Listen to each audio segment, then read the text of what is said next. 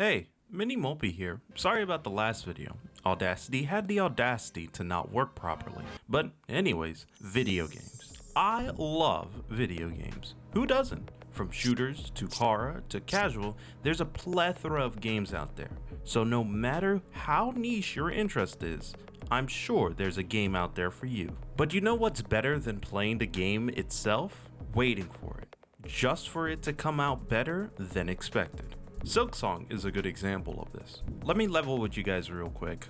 I never thought once that Silksong was gonna come out because I thought it was just like Christmas, you know, telling your kids Santa Claus is real just to hype them up for their presents or tell them to behave or so and so. But now I understand. I was completely wrong in that aspect of life. I will now look forward to every game coming out to be as hype as Silksong. Hell, I remember whole games literally delaying their start just for Silksong, and it was worth it, brother. It was really worth it. Cause that game, whew, it is hype. It is mad hype, and man, I gotta make a whole review on just the Hollow Knight series as a whole, but that's a different story for a different video. But my point still stands. There's always hype for any new game that comes out. So let me give you more games to get excited for, like Nightmare Operator. Nightmare Operator is being developed by Distortion. This is their first game, and let me read you the description. The year is 2036. Humanity has declined. Misha is a public safety officer, a contractor for the Prevalence government, tasked with hunting yokai and protecting the quarantined city of Shinchibi within the haunted ruins of Tokyo. She unearths a mystery that could unmake what remains of the civilization. Now, I don't remember exactly where I found this game, but I do remember seeing it at the Indie Live Expo.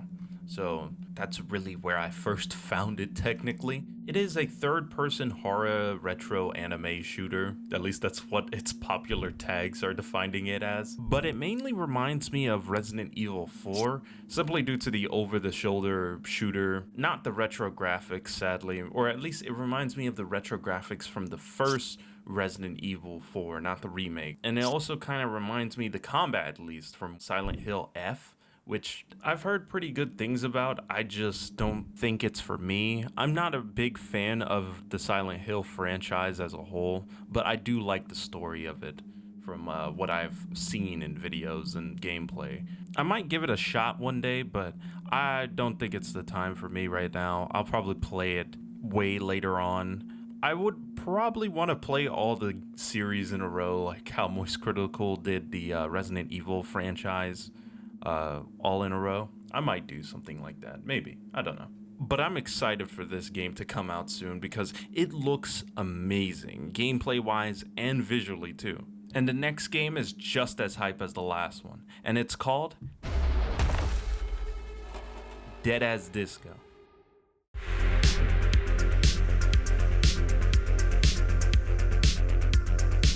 Dead as Disco is being developed by Brain Jar Games Ike.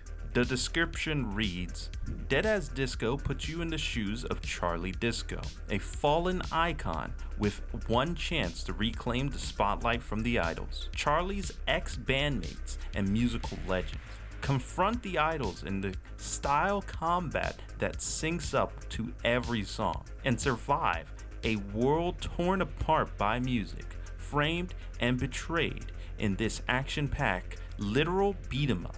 Now, I first found this game on TikTok of all places, I know.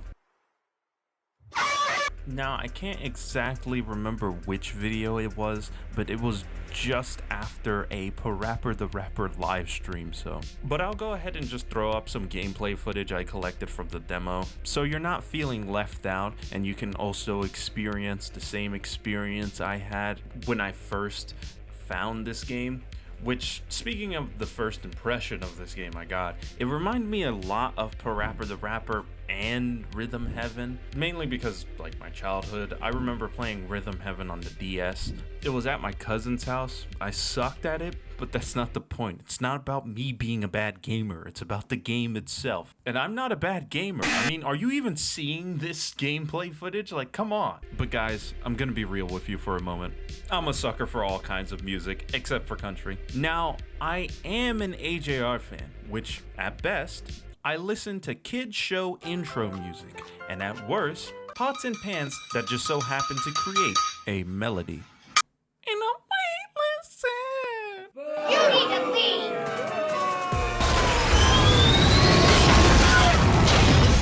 Regardless, no matter who you are, the beats, the music, go play the demo, man. It's amazing, and honestly, no matter who you are, you're really gonna sink tons and tons of hours into it. I've already done it enough, recording this footage because of how much of a gamer I am.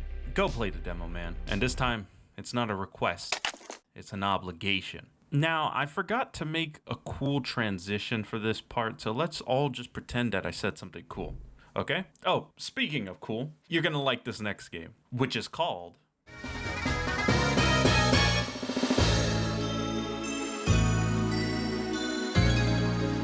The Big Catch.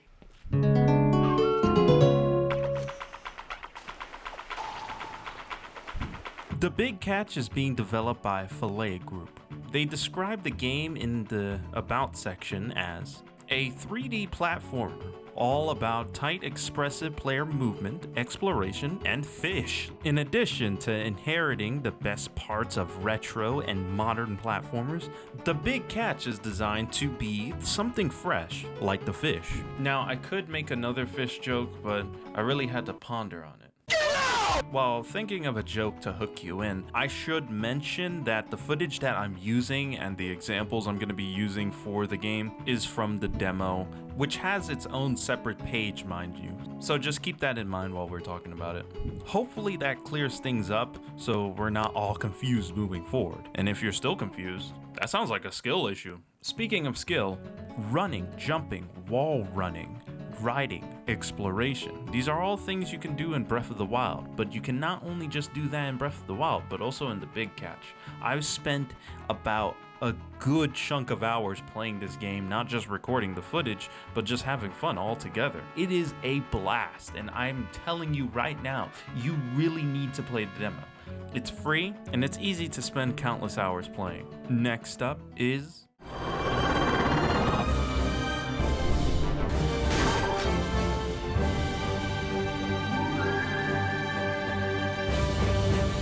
Alabaster Dawn.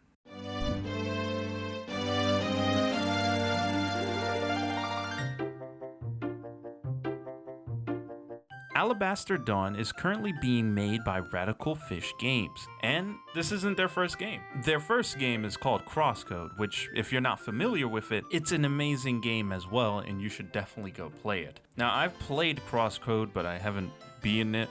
That's why it's just been sitting in my Steam library, collecting dust, like most of my games. But that's not the point. The point is that there's a lot of similarities between Crosscode and this game. But before I go off track, let me go ahead and just read you the description. Alabaster Dawn is an action RPG building on top of the best aspects of Radical Fish Games' previous title, Crosscode, featuring a deep and engaging combat system, challenging puzzles, and an epic story to set in a confused world filled with secrets to discover and places to explore. Now, I can't really add too much to this game outside of just saying that the demo really does remind me a lot of Crosscode, which I might pick up after releasing this video whenever it gets done, which I'm hoping is soon, before Christmas. Now, again, I'm telling you, you really need to play their previous title because holy smokes, it was golden. It was just good through and through. Even though I haven't finished the story, I really do need to finish that. I'm pretty sure I'm like almost halfway there. But man, I am so glad that they stuck with the 2.5D aesthetic because there is just one game that I was excited for. But then I found out that they switched from 2D to freaking 3D, which I never really understand why some games do that. I always feel like it's unnecessary, especially when the art style aids into like the story aspect and the graphics just mend really well together. A good example of this is like Fear and Hunger. I don't think anyone would expect that game to be in 3D because it'd kind of be a little weird, especially since its first title was in, you know, the 2D aspect. Especially since graphics, at least in my opinion, don't matter as much. As long as the gameplay is good, then it really doesn't matter to me. But that is just in my opinion. I understand that other people might feel a different way, but them sticking with the 2.5D was a good idea. Now for the last, but certainly not least,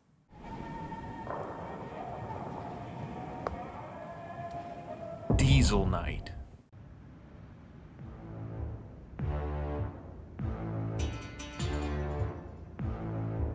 Diesel Knight is being developed by Xavier B. Johnson. In the About section of the Steam page, it reads, Diesel Knight is a 6v6 mech movement shooter set in the pump-inspired diesel punk world. Players assume the role as a titular knight? I have no idea how to pronounce that word, hold on. Of a titular knight. Brave gun runner pilot of the 407 Special Armed Cavalry Regiment. Engage in frenetic multiplayer combat, both on foot, using advanced parkour movement mechanics and middle-age inspired weapons and gadgets, or in a cockpit of towering 65-ton diesel-powered mech battlesuits.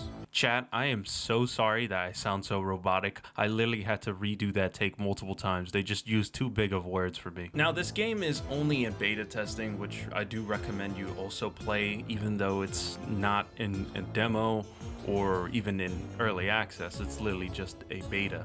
But now is a good time to leave feedback, especially since, you know, it's in an early stage of development. Of course, when I mean feedback, I mean like actual legit feedback, not, man, there's not enough to do, or something like bugs and glitches and stuff like that. Not just like there's not anything to do in the game, like, bruh, like be useful when you comment. But back to the game itself.